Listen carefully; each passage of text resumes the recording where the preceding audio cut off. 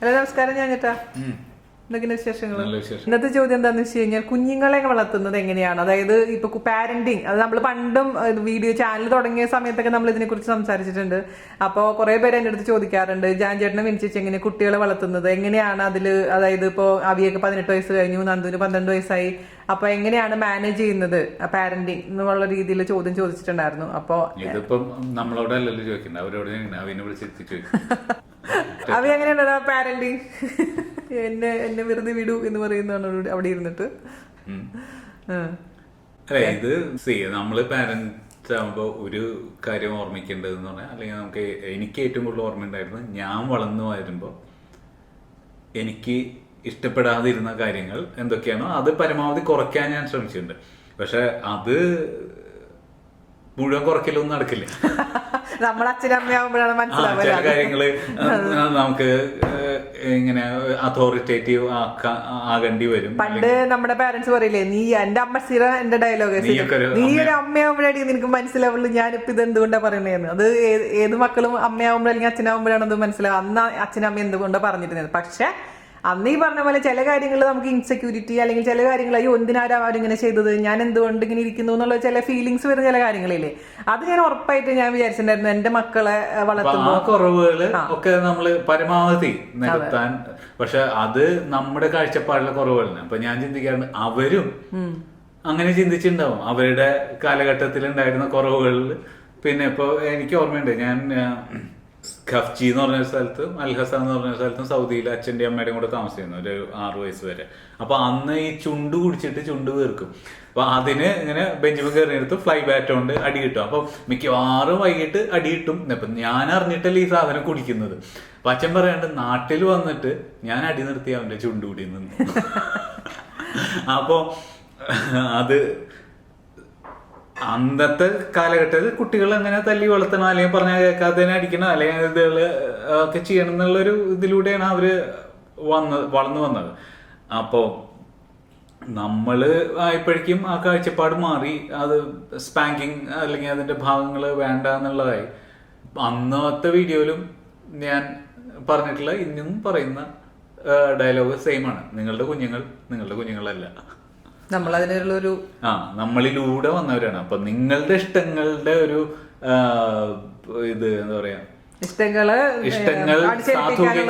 സാക്ഷാത്കരിക്കാനുള്ള ഒരു മാർഗങ്ങളല്ല. എനിക്ക് പറ്റാത്തത് അവന് പറ്റണം, അല്ലെങ്കിൽ ഞാൻ ഇങ്ങനെയുള്ള, എനിക്ക് സാധിക്കാത്തത് അവനിൽ കൂടെ സാധിച്ച് സന്തോഷം കണ്ടെത്താൻ, അങ്ങനെയുള്ള ഒരു ഇതല്ല. അവർക്ക് അവരുടേതായ കാഴ്ചപ്പാടുകളുണ്ട്, അവരുടേതായ കഴിവുകളുണ്ട്, അവരുടേതായ ചിന്തകളുണ്ട്, അവരുടേതായ സ്വപ്നങ്ങളുണ്ട്.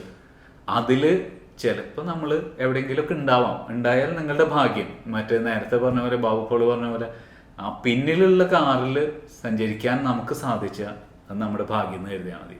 അവരുടെ കാറ് മുന്നോട്ട് തന്നെ പോകും. ആ പോകാനുള്ള എല്ലാം നമുക്ക് ചെയ്തു കൊടുക്കാനേ സാധിക്കുള്ളൂ. അപ്പോ ആ വണ്ടി അങ്ങ് പൊക്കോട്ടെ, അതങ്ങ് പൊക്കോളും. നമ്മള് കൂടുതൽ അതിനെക്കുറിച്ച് വേവലാതി പറയണ്ട, അത്രേ പറയാനുള്ളൂ. ഈ സദ്ഗുരു ഒരിക്കൽ പറഞ്ഞ, കുട്ടികളെ എങ്ങനെ അവരങ്ങ് വളർന്നോളും, നിങ്ങൾ കാര്യമായിട്ട്. And it's very difficult to do. ഇപ്പൊ ഫൈൻഡിങ് നീമോലും ഹൗ ടു ലെറ്റ് ഗോ എന്ന് പറയാം, it's very difficult to let go. നമ്മളുടെ ശരികളല്ലോ അവരുടെ ശരികൾ എന്ന് പറയുന്നത്. പിന്നെ വേറൊരു വലിയ ഒരു ചേഞ്ച് സംഭവിച്ചത്, അല്ലെങ്കിൽ ഒരു ചേഞ്ച് സംഭവിക്കാനിരിക്കുന്നത് കഴിഞ്ഞ ഒരു 40 വർഷത്തില് അല്ലെങ്കിൽ ഒരു 30 വർഷത്തില് നമ്മൾ സ്വപ്നം പോലും കാണാത്ത രീതിയിൽ ടെക്നോളജിയും ഇതൊക്കെ നമ്മുടെ ജീവിതത്തിലോട്ട് കടന്നു വന്നിട്ടുണ്ട്. അപ്പൊ ഈ ക്രിട്ടിക്കൽ തീരുമാനം എടുക്കേണ്ട ആളുകളുടെ ജോലികൾക്ക്, അവരുടെ ഡിസിഷൻ മേക്കിങ്ങിനെ ഇൻഫ്ലുവൻസ് ചെയ്യുന്ന ജോലികൾ എല്ലാ കാലഘട്ടത്തിലും നിലനിൽക്കുന്നതാണ് എൻ്റെ ഒരു. ആ ലെവലിലോട്ട് നമുക്ക് എത്താൻ സാധിക്കാൻ, ദാറ്റ്സ് ലൈക്ക് ഏത് ഫീൽഡിലാണെങ്കിലും കോമ്പിനേഷൻ ഓഫ് സ്കിൽ സെറ്റ്സ് ആണ്. ഒരു സ്കിൽ സെറ്റ് അല്ല, ഒരുപാട് സ്കിൽ സെറ്റ്സ് ജോയിൻ ചെയ്ത് ഒരു യുണീക്ക് പാക്കേജായി നിങ്ങൾ മാറുമ്പോഴാണ്. അപ്പൊ അത് എന്താണെന്നുള്ളത്, നിങ്ങളുടെ എഡ്ജ് എന്താണെന്നുള്ളത്, നിങ്ങൾക്ക് എങ്ങനെ അതിൽ വേറിട്ട് നിൽക്കാൻ സാധിക്കും എന്നുള്ളത് ഐ ഡോണ്ട് തിങ്ക് ഇന്ന് പാരന്റ്സിന് വിഭാവനം ചെയ്യാൻ സാധിക്കും. ഇതെല്ലാം കഴിഞ്ഞ് അവിടെ എത്തുമ്പോഴായിരിക്കും അപ്പോഴേക്കും ടെക്നോളജി ഇട്ടും എന്ന് പറഞ്ഞ് അടുത്തതിലോട്ട് പോകുന്നത്. അപ്പോൾ ഇറ്റ്സ് ലൈക്ക് എവർ റിന്യൂവിങ്. അതെ. ഇപ്പൊ ചെറിയ ചോദിക്കുന്നായിരുന്നു അവി എന്താണ് പഠിക്കുന്നത്, എന്തുകൊണ്ടാണ് അവൻ എടുത്തത്. അപ്പൊ അവി പഠിക്കുന്നത് BBA ആണ്. അവൻ BBA കഴിഞ്ഞ് MBA ചെയ്യാം എന്നുള്ള രീതിയിൽ. ഒരു 18-20 വയസ്സുകാരന് അവന്റെ സ്കിൽ സെറ്റ് എന്താണെന്ന് അറിയാൻ ഉള്ള സാധ്യതകൾ വളരെ കുറവാണ്. വളരെ മിക്കവാറും പേര് ആ സമയത്ത് എടുക്കുന്ന ചോയ്സസ് എന്ന് പറഞ്ഞാൽ പാരന്റ്സിന്റെ ചോയ്സ്, അല്ലെങ്കിൽ എന്താ പറയാ സോഷ്യൽ പ്രഷർ. നമ്മള് ചൂസ് ചെയ്ത് നിനക്ക് അറിയില്ലേ, BBA പഠിച്ചോ, അത് കഴിയുമ്പോൾ കഴിഞ്ഞിട്ട് പിന്നെ എന്തെങ്കിലും ജോലി ചെയ്ത് ചിലപ്പോൾ കുറേ നാളുകൾ കഴിഞ്ഞിട്ടായിരിക്കാം you will understand what you really want.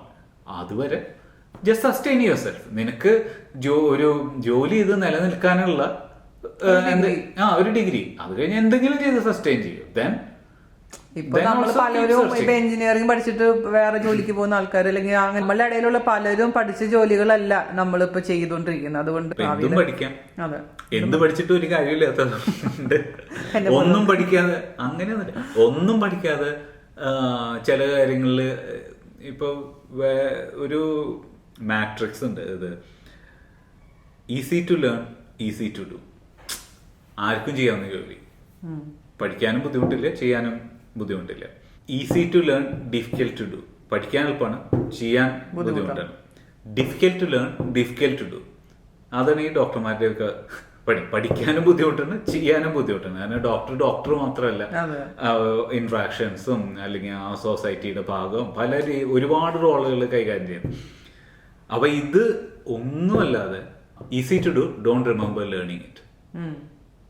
അത് നിങ്ങൾക്ക് കിട്ടിയിരിക്കുന്ന ഒരു വരദാനാണ്.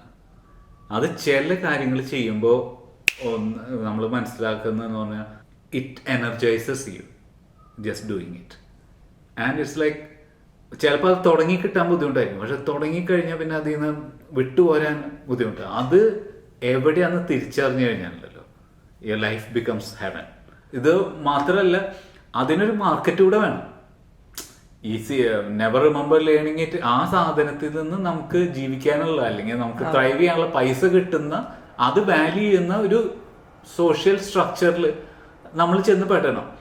അത് ഓരോ സ്ഥലത്തിന് അതിൻ്റെതായ ഇതുണ്ട്. ഇപ്പൊ എന്തൊക്കെ പറഞ്ഞാലും എനിക്ക് തോന്നാറുണ്ട് എടത്തിരുത്തിയിൽ ഉള്ള ആ ഒരു സോഷ്യൽ ക്ലൈമറ്റ് അല്ല എറണാകുളത്ത് ചെല്ലുമ്പോൾ, എറണാകുളത്തുള്ള ഒരു സോഷ്യൽ ക്ലൈമറ്റ് അല്ല തൃശ്ശൂർ ചെല്ലുമ്പോൾ.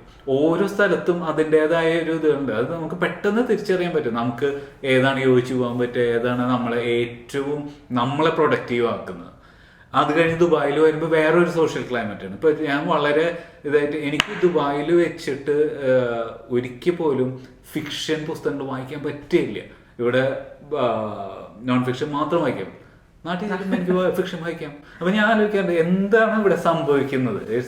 ഓരോ രാജ്യത്തിനും ഓരോ സ്ഥലത്തിനും അതിൻ്റെതായ ഒരു നമ്മളെ മാറ്റാനുള്ള ഒരു കഴിവുണ്ട്. അപ്പൊ നമുക്ക് പറ്റുന്നത് ഏതാണ്, ഒരുപാട് സഞ്ചരിക്കുകയും ഒരുപാട് ലോങ് കാണുക, ഇതൊക്കെ കഴിഞ്ഞ് if you find a interesting place stick on to it. ഭാര്യയെ പോലെ തന്നെ ഇമ്പോർട്ടൻ്റ് ആണ് ഒരു ഇൻട്രസ്റ്റിംഗ് പ്ലേസ് ഉണ്ടാവുക. നമ്മുടെ ജീവിതത്തിന്റെ മോസ്റ്റ് ഇമ്പോർട്ടൻസ് സമയങ്ങൾ ചെലവഴിക്കാനുള്ള ഇത് കിട്ടുന്നത്. കാരണം that shapes you a lot, that enriches you a lot, grows you a lot. Social muscles എന്ന് പറഞ്ഞിട്ട് ചില കാര്യങ്ങളുണ്ട്. അപ്പോൾ ഈ കൊച്ചു വർത്താനം പറയാനോ അല്ലെങ്കിൽ വിശേഷങ്ങൾ വിവരിക്കാനോ ഒക്കെ ഉള്ള കഴിവുകൾ ഞാൻ എന്തുകൊണ്ടോ അതൊട്ടും പരിപോഷിപ്പിച്ചെടുത്തില്ല. അത് ഒരു ആവശ്യമായിട്ട് തോന്നാത്തത് കൊണ്ടല്ല, അതിനെക്കാട്ടിലേറെ എൻ്റെ ലിമിറ്റേഷൻസ് അല്ലെങ്കിൽ എൻ്റെ ബാറ്ററി റീചാർജ് ചെയ്യുന്നത് പലപ്പോഴും അങ്ങനത്തെ സിറ്റുവേഷൻസിലല്ല. ബാറ്ററി റീചാർജ് ചെയ്യുന്നത് ചിലപ്പോൾ ഒറ്റയ്ക്ക് ഇരിക്കുമ്പോഴും ചിന്തിക്കുമ്പോഴും നടക്കാൻ പോകുമ്പോഴും അങ്ങനെയുള്ളതാണ്. അങ്ങനത്തെ സിറ്റുവേഷൻസ് ഇപ്പോൾ എനിക്ക് ദിവസത്തിൽ ഒരു 2-3 മണിക്കൂറാണെങ്കിൽ ഓക്കെ ഹാൻഡിൽ ചെയ്യാം. അപ്പോൾ ജോലിക്ക് പോകുന്ന തന്നെ അങ്ങനത്തെ സിറ്റുവേഷനാണ്, മനസ്സിലായി.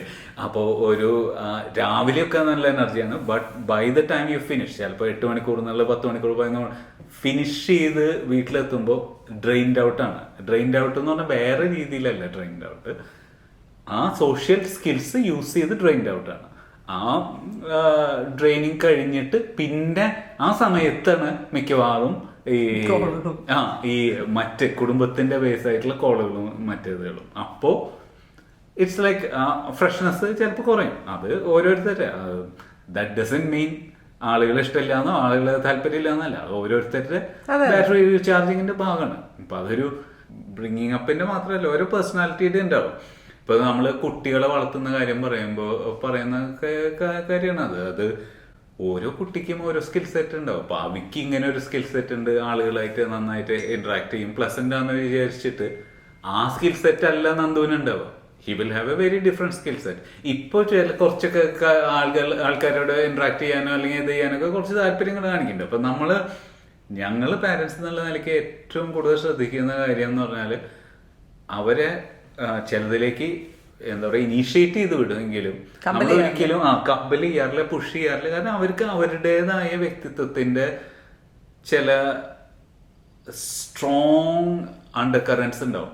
അത് അവര് തന്നെ അവരുടെ ശക്തി എന്താണ്, അവർക്ക് ഈ ലോകം എങ്ങനെ മനസ്സിലാകുന്നു, അപ്പോൾ അവർക്ക് അവരുടേതായ സ്കിൽ സെറ്റ്സ് അനാവരണം ചെയ്യാനും അതനുസരിച്ച് അവരുടെ പ്ലേസ് ഇൻ ദ യൂണിവേഴ്സ് എവിടെയാണെന്നുള്ളത് കണ്ടെത്താനും അതിന് ചുറ്റും ഒരു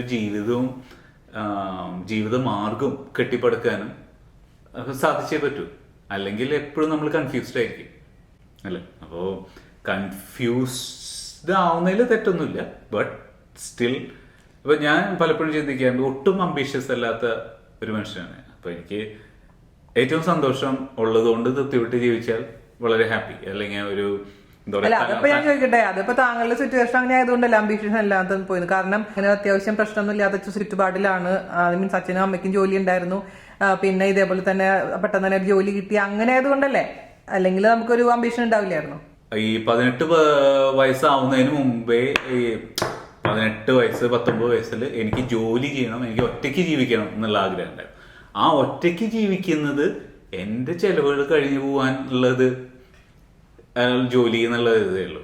ആ ജോലിയിൽ കയറി കഴിഞ്ഞ് പിന്നെ ആ ജോലി ബോറടിച്ചു തുടങ്ങുമ്പോഴാണ് അടുത്ത ജോലി എന്നുള്ള നിലയ്ക്ക്, അല്ലെങ്കിൽ അതിനേക്കാൾ കുറച്ച് ചലഞ്ചിങ് ആയിട്ടുള്ള ജോലിയാണ്, ചലഞ്ചിങ് ആയിട്ടുള്ള ഇതുകൾ, അങ്ങനെ അത് പ്രോഗ്രസ് ചെയ്ത് ഒരു നാച്ചുറൽ പ്രോഗ്രഷൻ വന്നതാണ്. അല്ലാതെ എനിക്ക് ഇന്നൊരു ലക്ഷ്യമുണ്ട്, അല്ലെങ്കിൽ ഇപ്പൊ ചിലരുണ്ടാവില്ലേ, അല്ലെങ്കിൽ ഒരുപാട് പേര് ഞാൻ ദുബായിൽ എത്തിപ്പെട്ടത് എങ്ങനെയാ, ഇറ്റ്സ് ലൈക്ക് പ്യൂർ ആക്സിഡന്റ് അല്ലെ.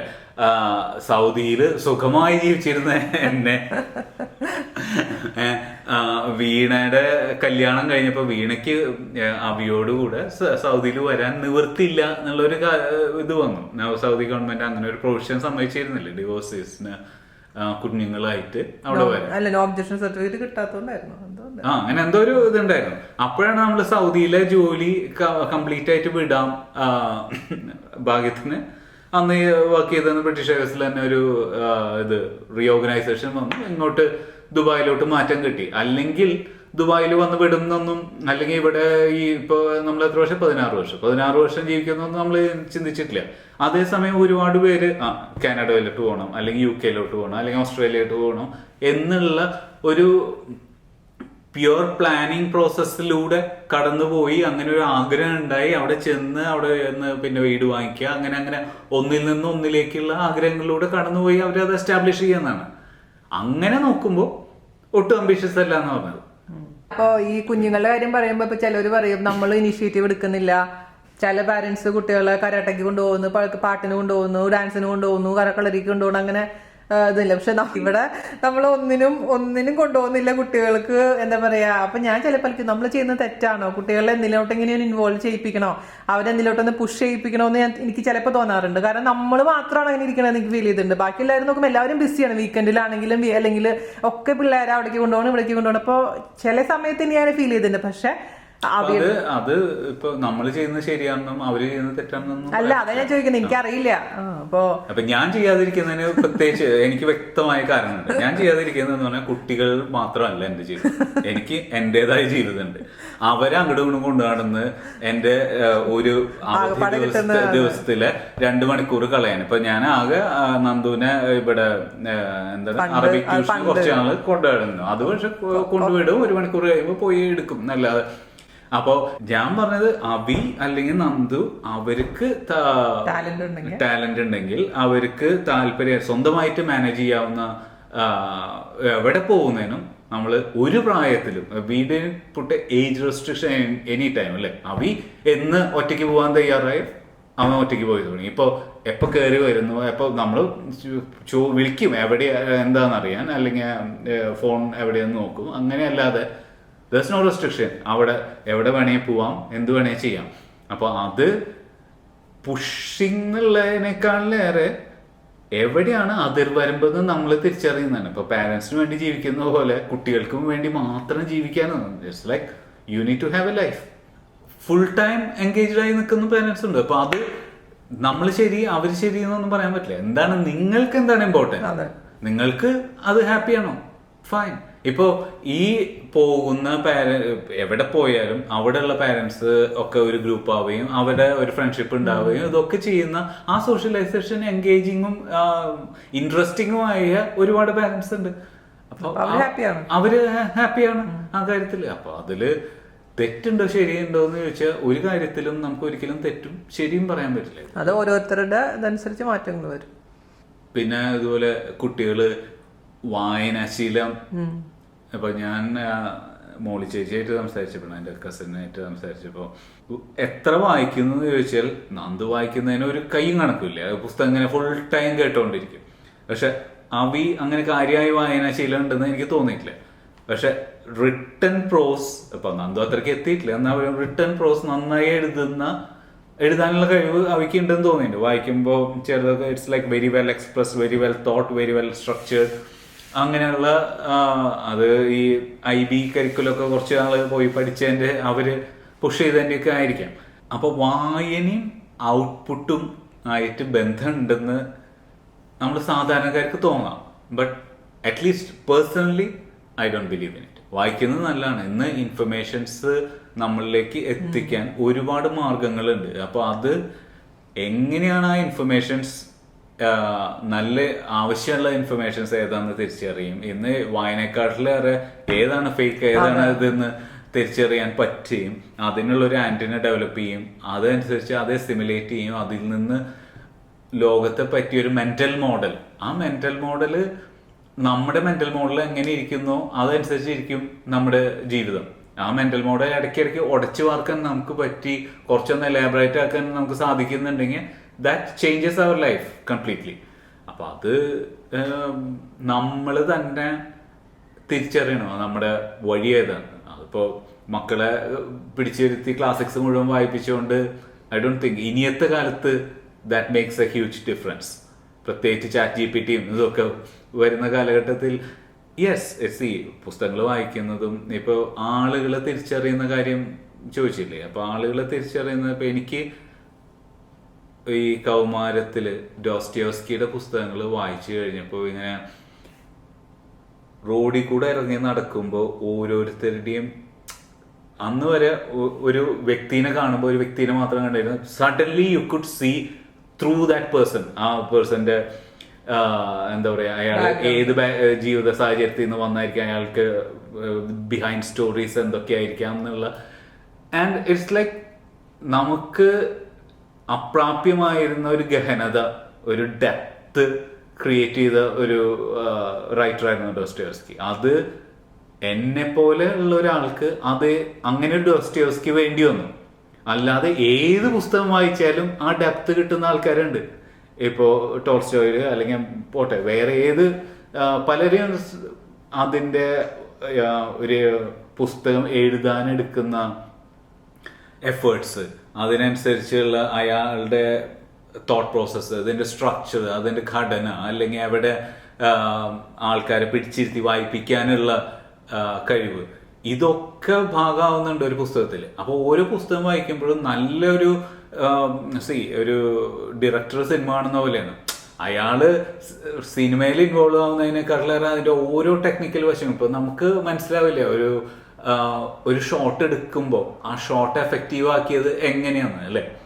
അപ്പോൾ അതുപോലെ തന്നെയാണ് ആ പുസ്തകം എഴുതിയ ആളുടെയും. അപ്പൊ അത് മനസ്സിലാക്കാൻ കഴിവില്ലാത്ത ഒരാളായിരുന്നു ഞാൻ. ബട്ട് ഡോസ്റ്റോവസ്കിയുടെ അത് ബ്രേക്ക് ചെയ്തു. ഇത്രയും മോശമായിട്ട് എഴുതിയിട്ടും നമ്മൾ ഇത്രയും ആഴത്തിൽ ഫീൽ ചെയ്യിക്കുന്ന ഒരാള് ഡോസ്റ്റോവസ്കി എന്ന് തോന്നുന്നുണ്ട്. പക്ഷെ അത് ഒരു ഇതുപോലെയാണ്. ആ കാലഘട്ടത്തിൽ അത് വായിച്ചു കഴിഞ്ഞപ്പോൾ ഡെപ്ത് ഉണ്ടെന്ന് തോന്നി. പിന്നെ മനസ്സിലായി ഇതൊക്കെ വെറുതെ തോന്നലായിരുന്നു. ഇത് നമ്മളെ മോഹൻലാലിന്റെ സിനിമ കണ്ടു കഴിഞ്ഞ് ബുള്ളറ്റിൽ കയറുമ്പോ ഈ നമ്മള് മോഹൻലാലിന്റെ ഓടിക്കുന്ന പോലെ ഓടിക്കുന്നു എന്നൊക്കെ ഒരു ഫീൽ ഉണ്ടാവുന്ന ഒരു കാര്യം. അതുപോലെയാണ് ആ പുസ്തകം വായിച്ചു കഴിഞ്ഞാൽ കുറച്ച് നാളത് ഉണ്ടാവും. പെട്ടെന്ന് മനസ്സിലായിക്കോളൂ ഇതൊക്കെ ഇതൊന്നുമല്ല. ബട്ട് ഇതിപ്പോ എന്റെ രീതി, ഇത് ശരിയാവണമെന്നില്ല. അല്ലെ. ഇപ്പൊ ഇത് നമ്മള് എന്ത് ചെയ്തു എന്ന് വെച്ചാൽ ആ ഡോറങ്ങ് കംപ്ലീറ്റ് അങ്ങ് ക്ലോസ് ചെയ്ത് കളഞ്ഞു. മറ്റു പലരും ചെയ്തത് ആ ഡോർ ഓപ്പൺ ചെയ്ത് വെച്ച് അവരത് ഫിൽറ്റർ ചെയ്ത് അതിൽ നിന്ന് നല്ലത് എടുത്ത് അവരുടെ കൂടെ പാർട്ട്ണർ ചെയ്യും, അല്ലാത്തവരെ ഡിസ്കാർഡ് ചെയ്ത് കളയുകയും ചെയ്യുന്നത്.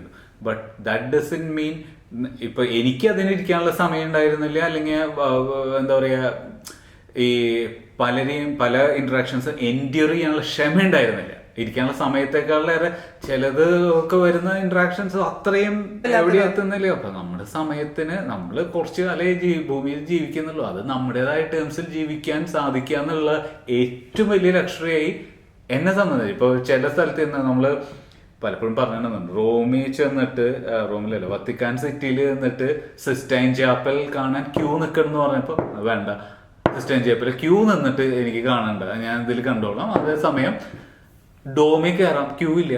And for us that was a very good experience. അപ്പോൾ പലപ്പോഴും ഈ ടൂറിസ്റ്റ് ട്രാപ്പുകൾ എന്ന് പറയും, എല്ലാവരും നല്ലതെന്ന് പറയുന്ന കാര്യങ്ങൾ നല്ലതായിരിക്കാം, പക്ഷെ അത് ടോട്ടാലിറ്റിയിൽ, നമ്മുടെ അനുഭവങ്ങളുടെ ടോട്ടാലിറ്റിയിൽ ഒരു എന്താ പറയാ എൻട്രി പോയിന്റ് തൊട്ട് എക്സിറ്റ് പോയിന്റ് വരെയുള്ള കംപ്ലീറ്റ് ഇതിൽ നമ്മുടെ എക്സ്പീരിയൻസ് എങ്ങനെയിരുന്നു എന്നുള്ള അനുസരിച്ചിരിക്കും. ആ എക്സ്പീരിയൻസ് നമുക്ക് തരുന്ന എന്തും. ഇപ്പോൾ നമ്മളൊരു ട്രിപ്പ് പ്ലാൻ ചെയ്യുന്നു, ആ ട്രിപ്പിൽ എത്തുന്ന ഡെസ്റ്റിനേഷൻ ആയിരിക്കില്ല ചിലപ്പോൾ നമ്മൾ ഏറ്റവും കൂടുതൽ എൻജോയ് ചെയ്യുന്നത്. ആ ട്രിപ്പിൽ നമ്മൾ കൂടെ കൊണ്ടുപോകുന്ന ആളുകൾ, ചിലപ്പോൾ ഇടയിൽ നമ്മളെടുത്തൊരു ഡൈവേർഷൻ അല്ലെങ്കിൽ ഒരു സ്റ്റോപ്പ്, അവിടെ ആയിരിക്കും നമ്മുടെ ഏറ്റവും എൻറിച്ചിങ് ആയിട്ടുള്ള എക്സ്പീരിയൻസ് സംഭവിക്കാൻ പോകുന്നത്. ഇത് എവിടെ സംഭവിക്കുന്നുള്ളത് നമുക്ക് അറിയില്ല എന്ന് നമ്മൾ മനസ്സിലാക്കുന്നിടത്ത് നിന്നാണ് നമ്മുടെ ഹാപ്പിനെസ് തുടങ്ങുന്നത്. It's like so end of the day ജേർണിയിൽ ഒരു keep an open mind, keep an open heart, അത് വെച്ച് നമ്മൾ ആ യാത്ര പോകുന്നു. അതിൽ തെറ്റുകൾ എല്ലാവർക്കും സംഭവിക്കും, നമ്മൾ മാറും.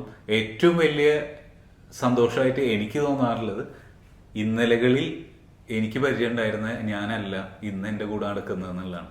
അത് നാളെ മറ്റൊരാളായിരിക്കും കൂടെ നടക്കാൻ പോകുന്നത് എന്നുള്ളതാണ്. അപ്പൊ ഇങ്ങനെ ഇടയ്ക്കിടയ്ക്ക് പുതിയ പുതിയ വർത്തമാനം ഓരോ വർഷം ഓരോ ആളുടെ കൂടെ ജീവിക്കുന്ന പോലെയാന്ന് ഞാൻ പറയും. അത് വലിയ സുഖമുള്ള കാര്യമൊന്നുമല്ല. അല്ല, പിന്നെ ചിലർ ചോദിക്കാറുണ്ട്, നിങ്ങൾ കഴിഞ്ഞ പ്രാവശ്യം ഇങ്ങനെയല്ലല്ലോ പറഞ്ഞത്, നിങ്ങൾ ഇങ്ങനെയല്ലല്ലോ അഭിപ്രായമായിരുന്നേ, നിങ്ങൾ പെട്ടെന്ന് മാറിയല്ലോ. നമ്മൾ മനുഷ്യരാണ്, ഞാൻ പല വീഡിയോയിലും പറയാറുണ്ട്. കാരണം ഇപ്പൊ തോന്നുന്ന, ചേട്ടൻ പറഞ്ഞ പോലെ ഇപ്പൊ തോന്നുന്ന ശരികളല്ല നാളത്തെ ശരികൾ. കാരണം ചിലപ്പോൾ നമ്മൾ ഇപ്പൊ പൊട്ടത്തരായിരിക്കും വിളിച്ച് പറയേണ്ടത്, പക്ഷെ ഈ നിമിഷം നമ്മൾ വിചാരിക്കും ഇതാണ് ഏറ്റവും വലിയ ശരിയെന്ന്. പക്ഷെ നമ്മളെ അനുഭവങ്ങൾ നമ്മളെ പഠിപ്പിക്കുന്നുണ്ട്, നിങ്ങൾ ചെയ്ത് പൊട്ടത്തരം തന്നെയാണെന്ന് നമ്മൾ മനസ്സിലാക്കി കഴിഞ്ഞാൽ അത് ആക്സെപ്റ്റ് ചെയ്ത് മുന്നോട്ട് പോവുക. അതായത് എല്ലാത്തിനും മാറ്റി പറയണമെന്നല്ല, ആ വ്യൂ നമുക്ക് എപ്പോ വേണമെങ്കിലും മാറ്റാനുള്ള അവസരങ്ങൾ വരുമ്പോൾ നമ്മൾ മാറ്റും, അത്രേ ഉള്ളൂ. അത് ജീവിതം അങ്ങനെ ഒരു എന്താ പറയാ പുസ്തകമായിട്ടോ അല്ലെങ്കിൽ ഒരു അനുഭവമായിട്ടോ അല്ലെങ്കിൽ ഒരു എഡ്യൂക്കേഷനായിട്ടോ നമ്മുടെ സ്വന്തമാകുന്നു എന്ന് പറഞ്ഞിട്ട് വിചാരിച്ചാൽ. But end of the day ഇതില് സ്ഥായിയായ ശരികളും സ്ഥായിയായ തെറ്റുകളും ഇല്ല. ആ സന്ദർഭത്തിനനുസരിച്ച ശരികളിലൂടെ, സാന്ദർഭികമായ ശരികളിലൂടെ സഞ്ചരിക്കാൻ ശ്രമിക്കുക. അപ്പോൾ എന്ന് പറഞ്ഞാൽ when you are on the right path നമുക്കും കുറ്റബോധമില്ല. ചിലപ്പോൾ ഇത് എല്ലാവരും നമുക്ക് അനിഷ്ടപ്പെടുത്തേണ്ടി വരും. ഇപ്പോൾ ഞാൻ ഒരു ഉദാഹരണം പറയാം. എന്താണ് അല്ല, വളരെ നാൾക്കാണ് വീണേനെ ഡ്രൈവിംഗ് പഠിക്കാൻ വിടണമെന്ന് പറഞ്ഞ അച്ഛനമ്മ പറഞ്ഞു. ഞാൻ പറഞ്ഞു അതിൻ്റെ ഒന്നും ആവശ്യമില്ല. അപ്പോ എന്തിനാണ് ഈ കുട്ടികളെ അങ്ങോട്ടും ഇങ്ങോട്ടും കൊണ്ടെടുക്കാനും അല്ലെങ്കിൽ ബർത്ത്ഡേ പാർട്ടിക്കും ഇതിനല്ലാതെ ഇപ്പൊ വീണയ്ക്ക് ഇപ്പൊ വണ്ടി വിളിച്ച് എവിടേക്കെങ്കിലും പോകണമെങ്കിൽ അതിന് ഇത്ര പൈസയേ ഉള്ളൂ. അവള് എല്ലാ ദിവസവും വേണമെങ്കിൽ വണ്ടി വിളിച്ച് പോകട്ടെ. എന്നാൽ പോലും അവളുടെ ആവശ്യത്തിനുള്ള എവിടെയും പോവാൻ നമ്മൾ റെസ്ട്രിക്ഷൻ ഇല്ല. ഇത്രയധികം ഊബറും സാധനങ്ങളും ഒക്കെ ഉള്ള സന്ദർഭത്തിൽ പിന്നെ ഞാൻ ഒരു വണ്ടി മെയിൻറ്റെയിൻ ചെയ്യണം, അതിൻ്റെ ഒന്നും ആവശ്യമില്ല എന്ന് പറഞ്ഞ് ഇവരെല്ലാവരും ഒരു ഭാഗത്ത്, ഞാൻ മറ്റൊരു ഭാഗത്ത്. ഇപ്പോ ഞാൻ വീടിനോട് പറയാണ്ട് നീ വേണമെങ്കിൽ ഡ്രൈവിംഗ് പഠിച്ചോ. ഇപ്പോ നമുക്ക് വേണമെങ്കിൽ വണ്ടി മെയിൻറ്റെയിൻ ചെയ്യുന്നതിന്റെ കൂടെയല്ല, വണ്ടി ഇടാൻ സ്ഥലം. ഇപ്പൊ ഇവിടെ ഈ ഫ്ലാറ്റുകളിൽ താമസിക്കുമ്പോൾ മിക്കവാറും ഫ്ലാറ്റുകളിൽ ഒരു പാർക്കിംഗ് ഉണ്ടാവുള്ളൂ. ഇപ്പൊ ഭാഗ്യം കൊണ്ട് നമ്മൾ താമസിക്കുന്നിടത്ത് 2 പാർക്കിംഗ് ഉണ്ട്. എന്താ പറയാ, ഈ ഹോട്ടലിന്റെ ഭാഗമായിട്ടുള്ള ഒരുപാട് പാർക്കിങ്ങുകളുണ്ട്. അപ്പൊ അങ്ങനത്തെ കമ്മിറ്റ്മെന്റ്സ് ഒന്നുമില്ല. അപ്പൊ അവയ്ക്ക് വേണ്ടിയാണെങ്കിലും വേറെ വണ്ടി വാങ്ങിക്കുന്നതിനെ കുറിച്ച് ആലോചിക്കുന്നു. അപ്പോൾ ഡ്രൈവിംഗ് പഠിച്ചോളാൻ പറയാം. അപ്പൊ ഇപ്പൊ വീണ പറയും ഇപ്പൊ എനിക്ക് കോൺഫിഡൻസ് ഇല്ല. അപ്പോൾ ഞാൻ ആലോചിക്കാറുണ്ട്, ചിലപ്പോൾ ഞാൻ എടുത്ത തീരുമാനം അന്ന് വാശി പിടിച്ച് സമ്മതിക്കാതെ ഇരുന്ന് തെറ്റായിരുന്നു തോന്നുന്നതാണ്. കാരണം ഇപ്പോൾ കുറച്ചുകൂടെ പ്രായമായപ്പോ ആ കോൺഫിഡൻസ് ലെവൽ ഇല്ലാന്ന് വീണ പറയുകയാണെങ്കിൽ പിന്നെ അതിൽ എനിക്കൊന്നും പറയാനില്ല. അത് അല്ല, എന്റെ ഭർത്താവ് അന്ന് പറഞ്ഞിരുന്ന ഇതെന്ന് വെച്ചാൽ, അന്ന് ഞാൻ നിനക്ക് ഡ്രൈവിംഗ് പഠിക്കാൻ അനുവദിക്കായിരുന്നെങ്കിൽ നീ ഇതേ പറഞ്ഞ പോലെ തന്നെ പല മക്കളെ അങ്ങോട്ട് കൊണ്ടാക്കുക, ഇങ്ങോട്ട് കൊണ്ടുവരിക, ട്യൂഷന് കൊണ്ടുപോവുക, പിന്നെ ഇതേപോലെ തന്നെ കറങ്ങി നടക്കുക, ഷോപ്പിംഗ് മോളിൽ പോവാന്നല്ലാതെ യൂട്യൂബ് എന്നുള്ള ചാനത്തിലോട്ട് നീ വരില്ലായിരുന്നു, എനിക്ക് ബോറടിക്കില്ലായിരുന്നു. ഞാൻ ബോറടിച്ചുകൊണ്ടാണല്ലോ യൂട്യൂബ് ചാനൽ തുടങ്ങിയത്. അപ്പൊ അങ്ങനെ പിന്നീട് അങ്ങനെ ഒരു വീണാജാൻ ഉണ്ടായത് അതുകൊണ്ടാണെന്ന് പറഞ്ഞിട്ടാണ് പുള്ളി അതിനെ ഒരു കൊടുത്തിരുന്നത്. അല്ല, എനിക്ക് ഇപ്പൊ ഫ്രീഡം തന്നിട്ടുണ്ട്. പക്ഷെ ഈ പറഞ്ഞ പോലെ എനിക്കിപ്പോ ഒരു പേടി എന്തോ. പണ്ട് പറയും ഇനി വല്ലയിടത്ത് കൊണ്ടിരിക്കുകയോ, അന്നൊന്നും എനിക്ക് വലിയ പ്രശ്നമായിരുന്നു. കാരണം ഞാൻ ഡ്രൈവിംഗ് പഠിച്ചിട്ടുണ്ട് നാട്ടില്. ഇപ്പൊ ഇവിടെ വരുമ്പോ എന്റെ ഡിഫറെന്റ് ആണല്ലോ, ഇവിടുത്തെ ഡ്രൈവിങ്ങും കാര്യങ്ങളും ഇവിടുത്തെ നിയമങ്ങളൊക്കെ വ്യത്യാസമാണ്. അപ്പൊ അതൊക്കെ ഇനി ഈ പ്രായത്തില് പഠിക്കുന്നവരുണ്ട്, ഇപ്പൊ നാളെ എല്ലാവരും പഠിക്കുന്നുണ്ട്. പക്ഷെ ഡിഫറെന്റ് ആയിരിക്കും ഓരോ മനുഷ്യരും. വണ്ടി താല്പര്യമുള്ള ഭാര്യ എനിക്ക് അല്ല, വണ്ടി താല്പര്യം എന്ന് വെച്ചാൽ പിന്നെ ഞങ്ങൾ രണ്ടുപേരാണെങ്കിലും ഒരു വണ്ടി നല്ല രീതിയിൽ മുന്നോട്ട് കൊണ്ടുപോകും. വണ്ടി എപ്പോഴെപ്പോഴും മാറ്റണമെന്നോ അങ്ങനെയൊന്നും ചിന്തിക്കാറുമില്ല. നന്നായി മെയിൻറ്റെയിൻ ചെയ്യുന്ന ഏതെങ്കിലും ഒരു വണ്ടിയിൽ സുഖമായി യാത്ര ചെയ്യണമെന്നല്ലാതെ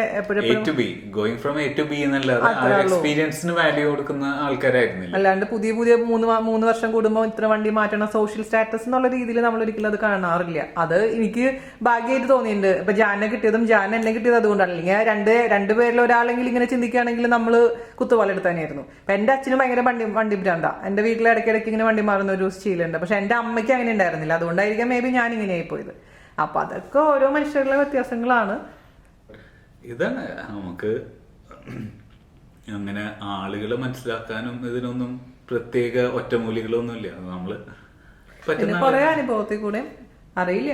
ഇപ്പൊ എനിക്ക് മനസ്സിലാക്കിയിട്ടുള്ളത് ഇപ്പൊ ജാൻ ചേട്ടൻ, ഞാൻ കല്യാണം കഴിഞ്ഞ് വരുമ്പോൾ ഞാൻ അന്നും ഇന്നും ആളുകളെ മനസ്സിലാക്കാൻ കുറച്ച് പുറകിലോട്ടാ. മനസ്സിലാക്കാൻ ഇൻ ദ സെൻസ് നമുക്കെല്ലാവരും നല്ലതാണ്, നമ്മളോട് ചിരിച്ച് സംസാരിക്കുന്നവരെല്ലാവരും നമ്മുടെ നന്മ ആഗ്രഹിക്കുന്നവരാണെന്ന് ചിന്തിക്കുന്ന ഒരാളായിരുന്നു ഞാൻ. പക്ഷെ കുറച്ച് കഴിയുമ്പോഴാണ് പണി കിട്ടുന്നതും. അപ്പൊ ഇരുന്ന് കരയുമ്പോ അപ്പൊ ജാൻ ചേട്ടൻ പറയാ സാരല്ല, അത് ആശ്വസിപ്പിക്കുകയും ചെയ്യും. അതേപോലെ തന്നെ എന്തെങ്കിലും ചില എനിക്ക് പറയാറുണ്ട് ഇതേപോലെ, ശരി അത് അധികം വേണ്ട കേട്ടാ. അപ്പൊ അതൊന്നും എനിക്ക് തിരിച്ചറിയാനുള്ള കഴിവ് സത്യം പറഞ്ഞാൽ അന്നും ഇല്ല ഇന്നും ഇല്ല.